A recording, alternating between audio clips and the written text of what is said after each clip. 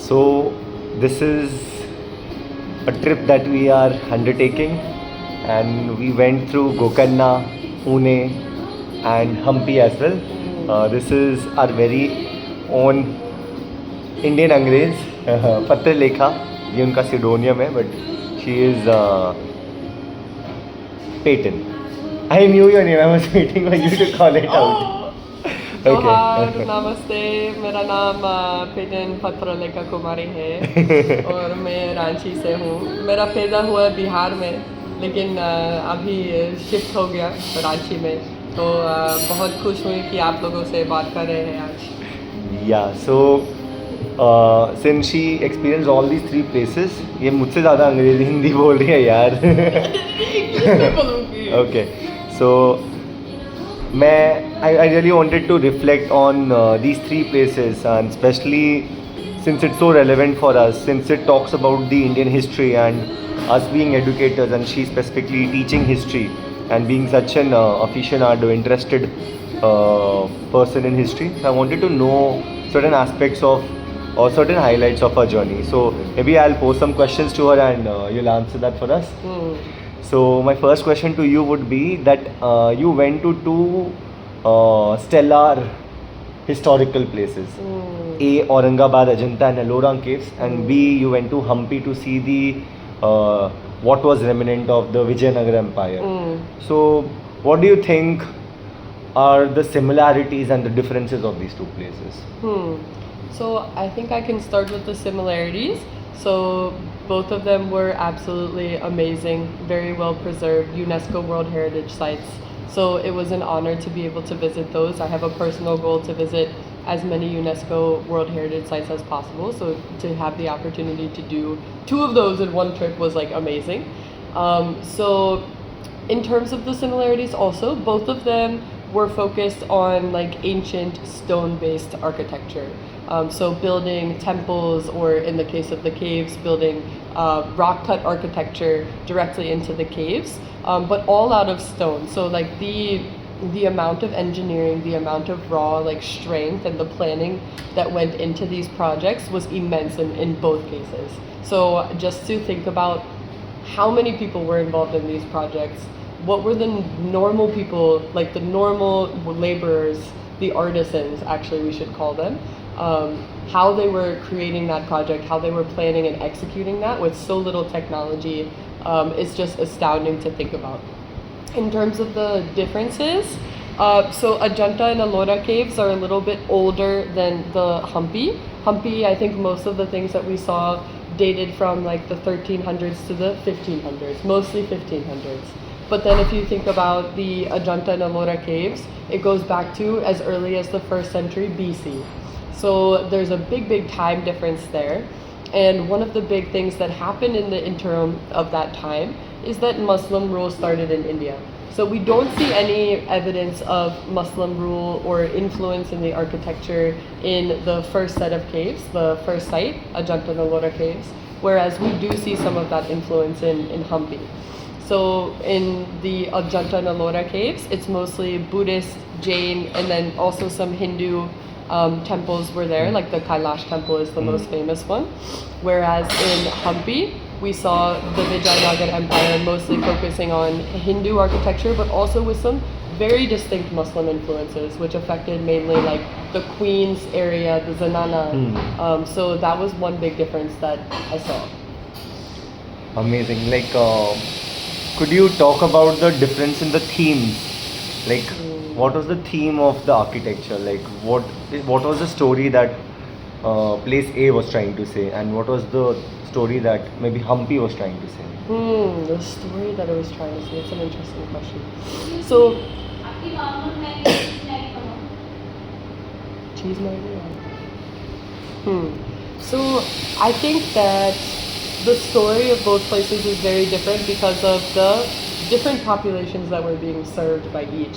So Ajanta and Ellora caves, these were mainly places, specifically Ajanta, was a place where travelers that were traveling along the Dakshinapata trade route in ancient India were using as refuge during the monsoon season. And the Buddhist monks were the ones who benefited from this the most. In Buddhism, like the Buddha, before he died, he made a rule that any monk, any bhikkhu, should not stay in any one place for more than 3 days to avoid attachment to that place. But he made a special exception for Indian monsoon. He was Bihari after all. Well, he was like Nepali, but then he spent most of his time in Bihar. So he understood the He monsoon. didn't have borders those days. So he was a Bihari. Yeah. There's this one meme that says, like, he spent his whole life as a prince now in Nepal, living lavishly, and then he understood suffering when he came to Bihar. But anyway, so the Buddha had this rule where monks could stop in one place for 3 months in order to escape the monsoon rains for safety purposes. So that's why they set up these sorts of places for the monks and then other traders to stay in these places. So you see in Ajanta and Ellora, a lot of the caves are actually what are called viharas, which means rooms where people could stay, like ancient Airbnb, ancient homestay, okay? And so that was a lot of what we were seeing there is these tiny cells. They looked like cells where these monks and different people could stay. Whereas in Hampi, it was not a hotel. It was an entire empire. You know, like the entire city was there. The temples, the baths, the festival grounds, the stage, the places where people lived, the guard towers. Like, it was an entire city that we were in. Whereas this was more of a trader outpost, like the ancient dhaba of its time. So there's a big difference there in the scale of the architecture, but also the purpose of the places. The religious theme of Hampi, can you talk about that a bit more? Yes. Like the kings of those days in Hampi, they were patrons of which sect maybe? So yeah, so that's an interesting thing. Like, one sort of hypothesis that I made was that in the Ellora caves, the Hindu deity that was focused on mainly, like if we look at the Kailash temple, which is the largest monolithic structure in the world, like meaning that the biggest structure that was made out of just one rock, that was dedicated to Lord Shiva. We see much less influence of Lord Vishnu there. There was lots of carvings of the Ramayana and the epic stories and everything, but it was mainly focused on Shiva, who, as we know, is a god of meditation, of escaping from society, sort of like separating oneself in order to go within. So I definitely saw that. And the Buddha was similar also, if we look at it. The Buddha, we don't see the Buddha as an incarnation of Vishnu in the Ajanta and Ellora caves. We see the Buddha as a separate, again, monastic entity that separates from society in order to heal, in order to go within. Whereas in Hampi, we see mainly the biggest temples. There was a big Shiva temple actually, but a lot of the temples are dedicated to Vishnu and different incarnations of Vishnu, which is much more tied to this like idea of kingship and power. And so I think that the kings who were in charge of Hampi, the Vijayanagar dynasties that were there, those kings were much more interested in using Vishnu's kingly power and his knowledge and his energy in order to help them rule that place, whereas Shiva was focused on in more of a mountainous sort of monastic setting. That's my hypothesis. Beautiful. One question here would be not related to what you said. When you have stayed in India for 3 years now, so when you think about the society and how we operate in modern days, how do you find it differently manifested in the architectures that you saw? Maybe you could talk about the women, you could talk about stigmatization of sex maybe.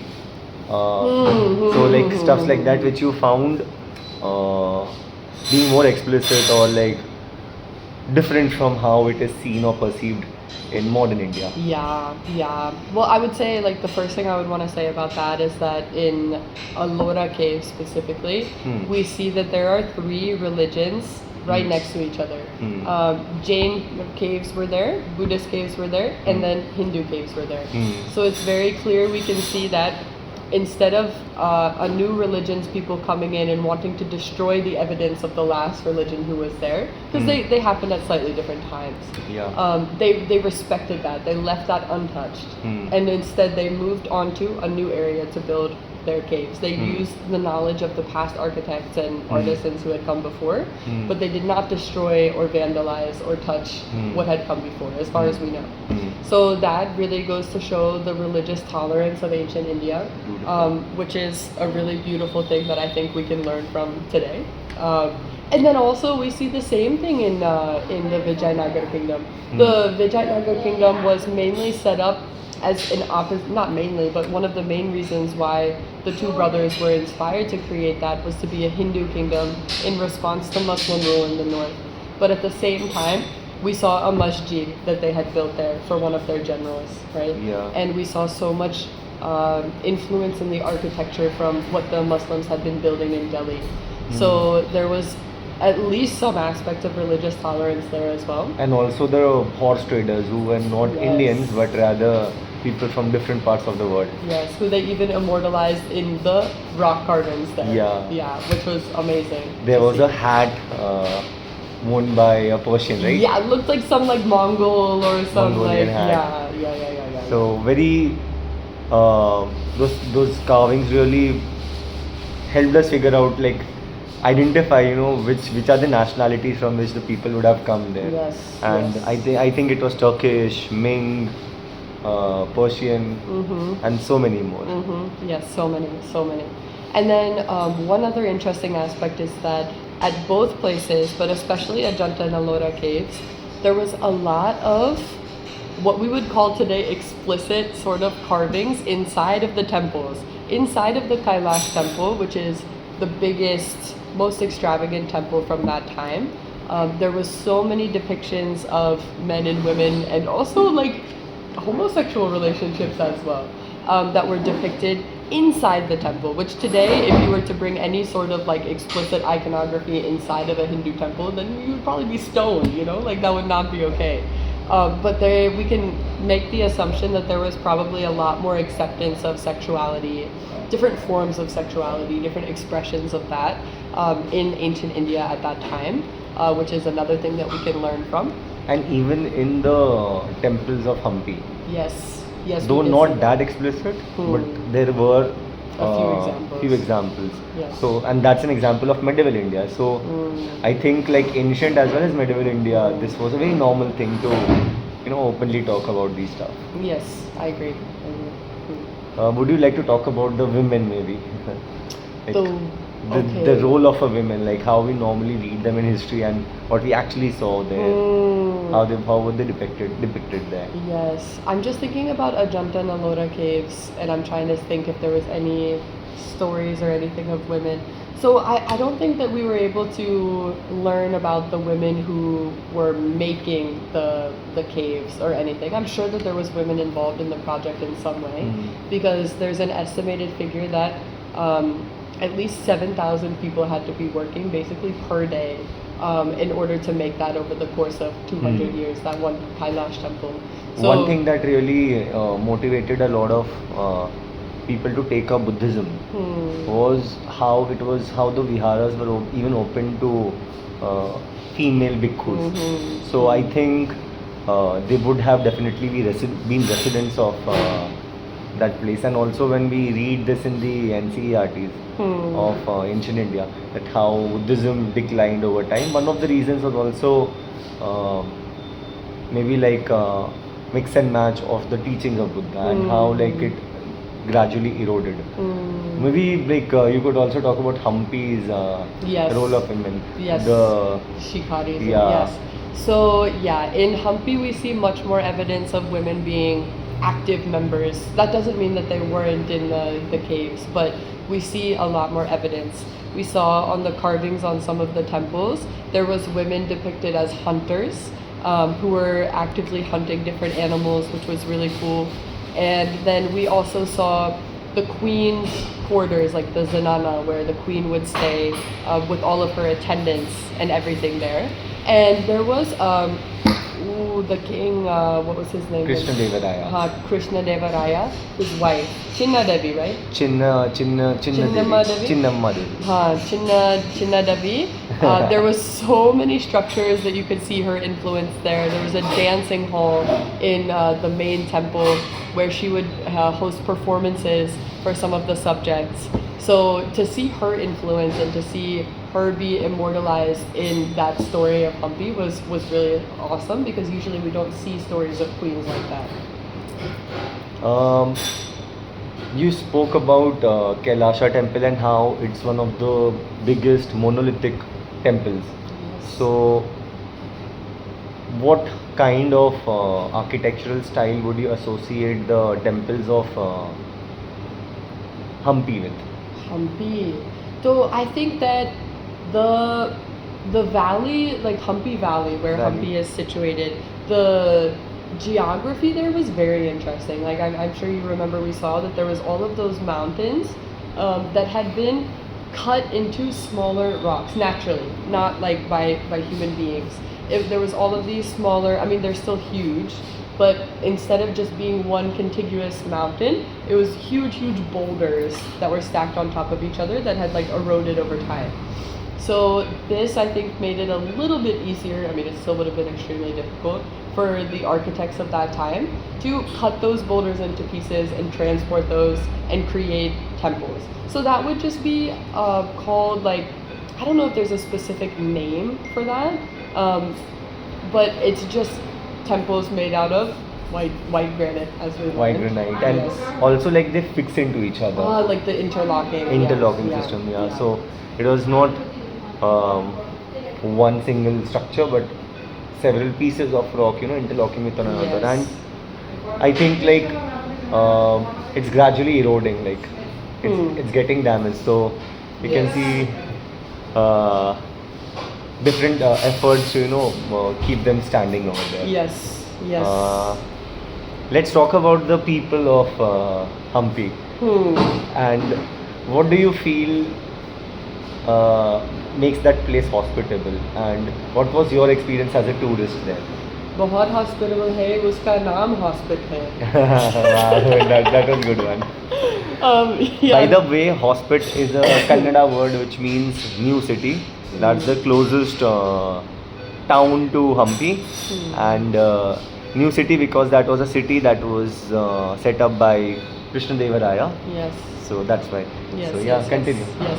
So yeah, everybody that we met there was extremely kind. So starting with the auto walla that we had with us the entire day, we really got very lucky. Usually when you get people, or not usually, but sometimes you can get people that want to scam you, that want to overcharge you at these places. But we did not find that to be the case with the auto bhaiya that we had.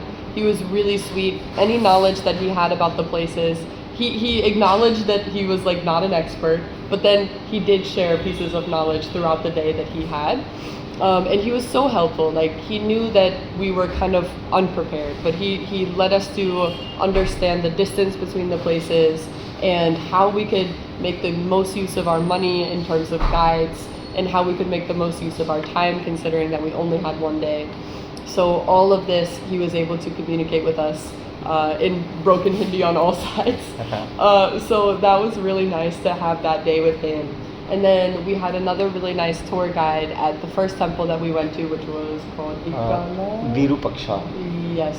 Virupaksha. Virupaksha was the second one. What was the first one? Anand, right? Yes. Vikala something. It also started Vitthal with- Vitthal temple. Yes. Vitthal. Very good.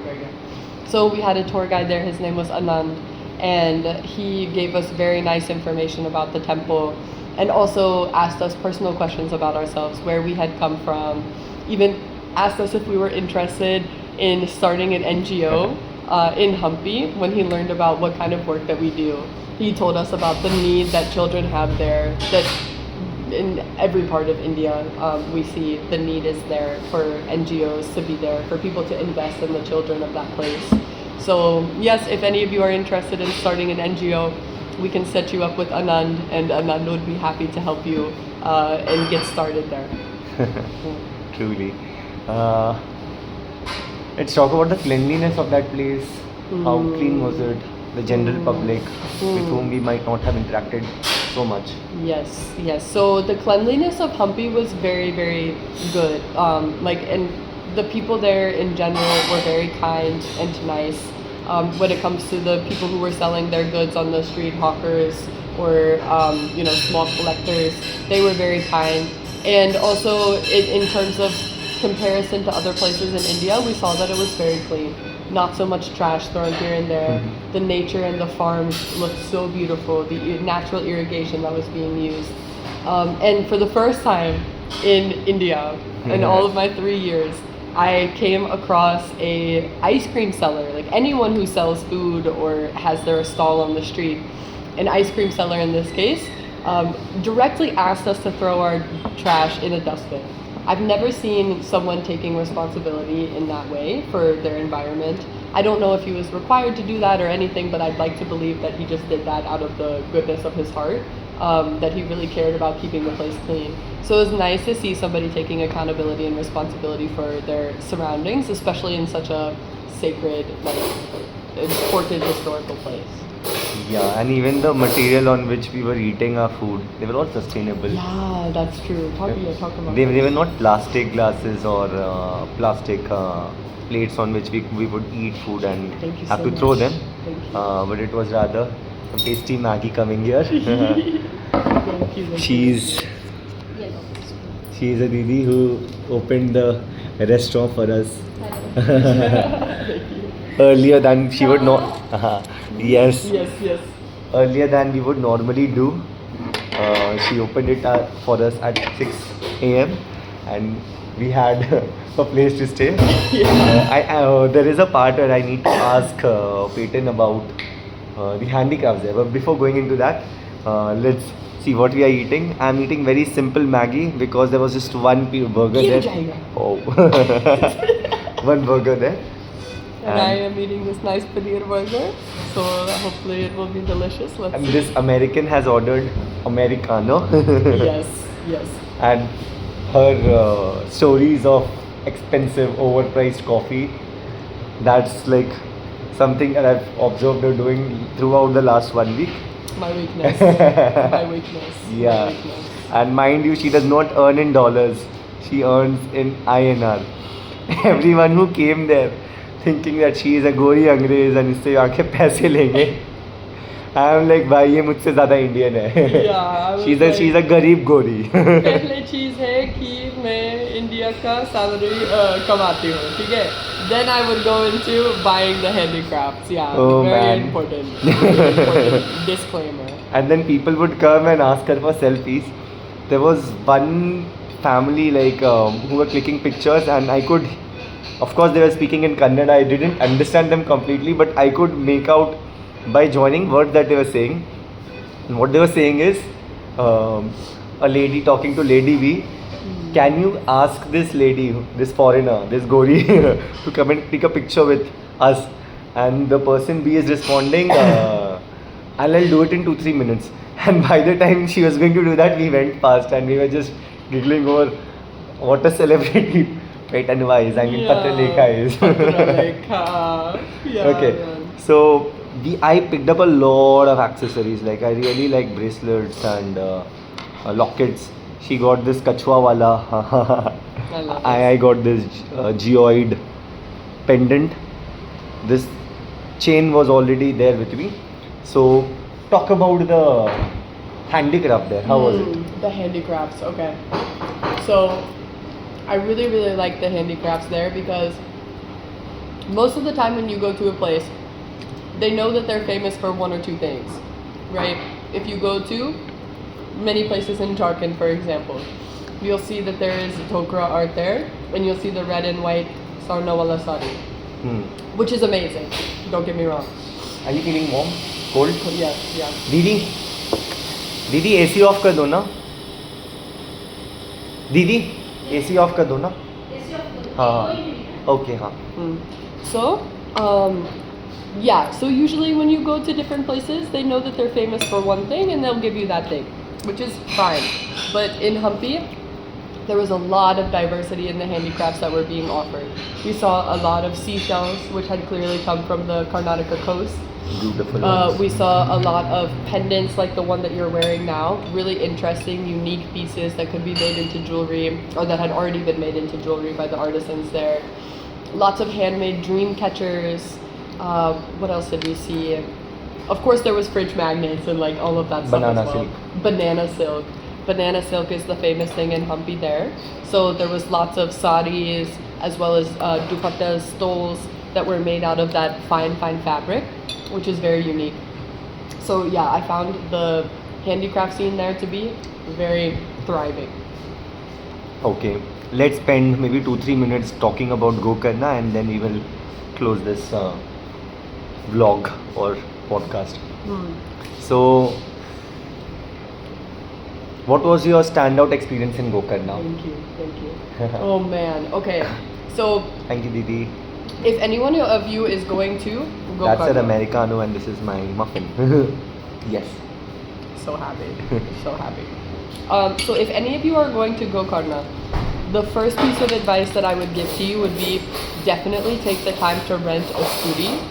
It's not hard. They're very willing to give with minimal paperwork required. And it really allows you to explore the coast and the different beaches very easily. So definitely do that. That would be my advice. And the place that we stayed was amazing. Like I really enjoyed it. It was more of a farm stay. We stayed in an Airbnb. Kanwa. Kanwa was there. So we stayed at an Airbnb and it was actually a operational farm that was super close to the beach. We could walk there in 5 minutes. So yeah, and the hospitality was great. Everything from this dog that followed us everywhere, who we named Kanwa because her ear was super messed up. And then the Airbnb host was also very accommodative, helped us find the scooty rental, helped us with anything that we needed. And then yeah, just enjoy the beaches. There's multiple different beaches there. Like we were staying close to Gokarna main beach, but there's also Om Beach, Kundali Beach, which was my favorite. These places are amazing to explore.